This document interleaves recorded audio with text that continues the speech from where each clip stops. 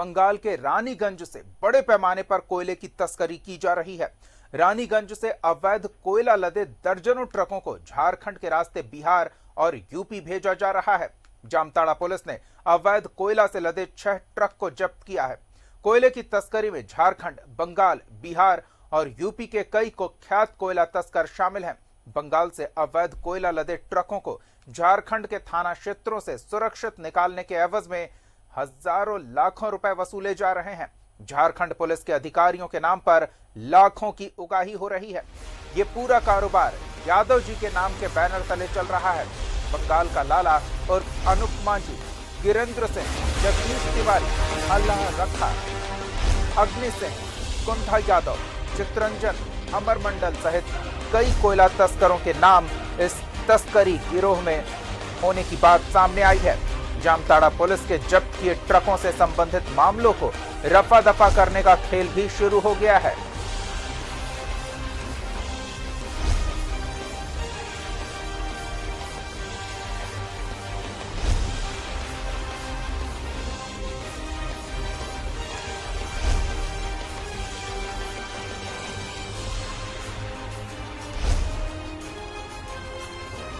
तो अंतरराज्यीय कोयला तस्करी का ये खुलासा हुआ है। न्यूज़ 11 भारत ने जब जामताड़ा में पुलिस द्वारा जब्त किए गए अवैध कोयला लदे ट्रकों की पड़ताल की तो इसका कनेक्शन न सिर्फ झारखंड बल्कि बिहार, उत्तर प्रदेश और बंगाल से जुड़ रहा है।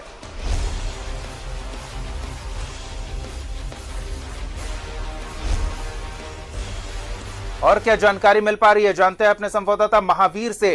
अंतरराज्यीय तस्करी का यह खेल चल रहा है जिसमें झारखंड, बिहार, उत्तर प्रदेश और बंगाल के कुख्यात तस्करों की भागीदारी सामने आ रही है।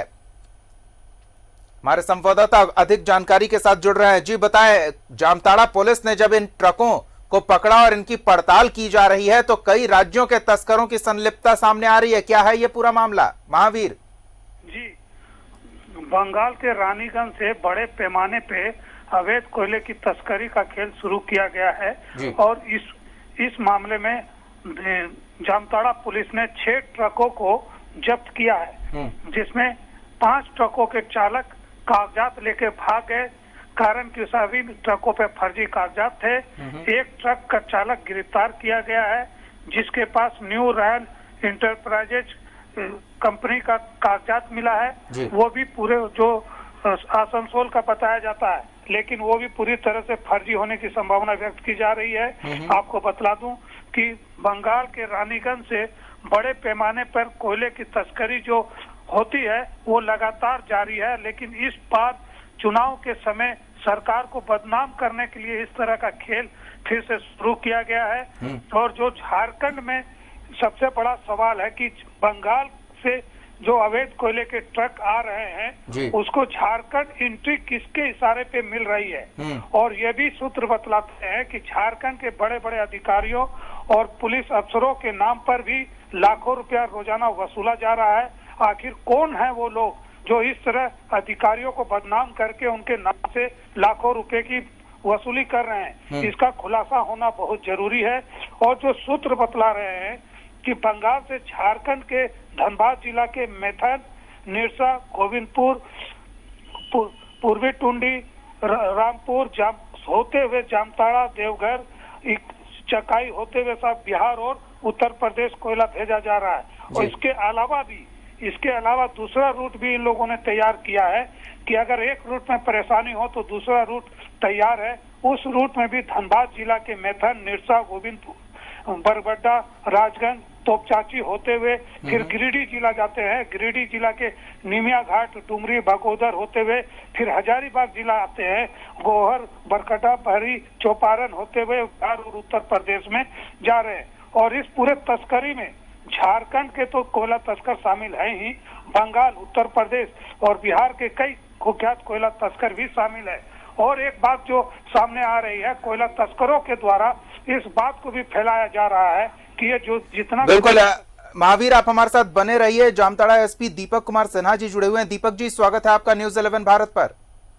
बताएं। जी, कोयले तस्करी का ये खेल चल रहा है और जो शुरुआती जांच पड़ताल में जानकारी हमारे संवाददाता हम तक पहुंचा रहे हैं कि पुलिस की पड़ताल में ये बातें सामने आ रही है कि सिर्फ झारखंड ही नहीं, बंगाल, उत्तर प्रदेश, बिहार के भी तस्कर इस पूरे गिरोह में शामिल हैं। इसके बारे में क्या कहेंगे सर? नहीं, कोयले की तस्करी की बात कहाँ से आई? अभी जो महेश मुंडा चेक नाका में जो बात हो रही थी वो तो किसी बस वाले से पैसे वसूलने की बात आ रही थी। जो इंटरनेशनल, जो इंटर स्टेट बसें जो दूसरे स्टेट को जा रही हैं, वहां तो कोई ये क्या कहते हैं कि कोयले का कोई ट्रक का तो बात नहीं है जी। ये लगता है कि ये सूचना नहीं, माफी चाहूंगा दीपक जी, दूसरी खबर से संबंधित आपसे जानकारी लेनी थी। ये सही बात है, अवैध वसूली का वो वीडियो भी वायरल हुआ था जामताड़ा एएसआई का, उसमें आपने कार्रवाई की है। ये थोड़ा हमारे इनपुट कोऑर्डिनेटर के साथ थोड़ी गड़बड़ी हुई है, हम आपसे उस खबर पर भी जानकारी लेंगे। जो आप कह रहे हैं सही बात है, लेकिन अभी भी अंतरराज्यीय बसों का परिचालन तो उसी तरह से चल रहा है। नहीं, अंतरराज्यीय बसों का परिचालन में अब तो ये मनाही नहीं हो है ना, अब तो बंद हो गई। अब तो गाड़ियों का परिचालन स्टार्ट हो गया है जी। पहले तो कोविड को देख करके ये चेक करने के लिए वहां पे ये बनाया गया था कि उसमें से जो जितने सीट आवंटित हैं उसका 50% वहीं जा रहा है या नहीं जा रहा है जी। इन सभी चीजों को चेक करने के लिए। मे भी कि उसी का कुछ गलत फायदा उठा करके ये लोग कुछ गलत सलत कर रहे थे, जिसका वीडियो भी वायरल हुआ है, जिसके बारे में सूचना मिली तो उसके आधार पर जो कार्रवाई करनी थी वो मैंने कर दिया। लेकिन फिलहाल मैं आपको बता दूं कि यहाँ जामताड़ा जिले में अभी किसी भी तरह का ना तो कोयला का तस्करी वगैरह बिल्कुल बंद है। लेकिन ये जो ट्रकें पकड़ी गई है उनका कागजात तक नहीं है, ड्राइवर फरार हो गया कागजात लेकर। ये कहाँ से आई है? ये अभी मतलब है क्या कि हम लोग दे रहे हैं, वो एक कमेटी रहती है ना जो डिस्ट्रिक्ट लेवल में, डिस्ट्रिक्ट लेवल में जो डीसी जिसके चेयरपर्सन होते हैं, कमेटी होती है, ये बीच बीच में गाड़ियों को चेक किया जाता है जिसमें से इलीगल चीजें जा रही है या नहीं जा रही है। तो उस प्रकरण में ये बात आई है और उसको कंसर्न अधिकारी को चेक करने के लिए कहां से ये सामान आ रही थी या जा रहा था वो चेक करने के लिए भेजा गया है। जब तक रिपोर्ट नहीं आती है तब तक हम कोई कमेंट नहीं दे सकते। अच्छी बात है दीपक जी, लेकिन एक छोटी सी प्रतिक्रिया इस बात पर जरूर चाहेंगे कि कहीं ना कहीं ये बातें भी सामने आ रही है कि वरीय अधिकारियों का नाम लेकर तस्कर स्थानीय स्तर पर पुलिस पर दबाव बना रहे हैं और ये ट्रकों को अवैध तरीके से पार कराया जा रहा है। हमारे ऊपर तो कोई दबाव नहीं है, मैं स्पष्ट रूप से कह सकता हूं। अब आप किसकी बात कर रहे हैं ये तो मैं नहीं जानता, लेकिन किसी वरीय पदाधिकारी का कहीं कोई दबाव नहीं है, बल्कि वरीय पदाधिकारियों का तो स्पष्ट निर्देश है कि किसी भी तरह का इलीगल वर्क यहाँ नहीं चले, यहाँ पे नहीं चलने देना है। और बिल्कुल हमारे आने के बाद में आप पता कर सकते हैं कि किसी भी तरह का कोई इलीगल काम यहाँ पर जो भी मतलब करने का प्रयास कर रहा है उस पर बिल्कुल कार्रवाई हो रही है। बिल्कुल यही उम्मीद भी की जा रही है और आप उस तरह से कार्य कर रहे हैं, सराहनीय है। बहुत बहुत धन्यवाद दीपक कुमार जी अपना वक्त देने के लिए, न्यूज़ 11 भारत के साथ जुड़ने के लिए।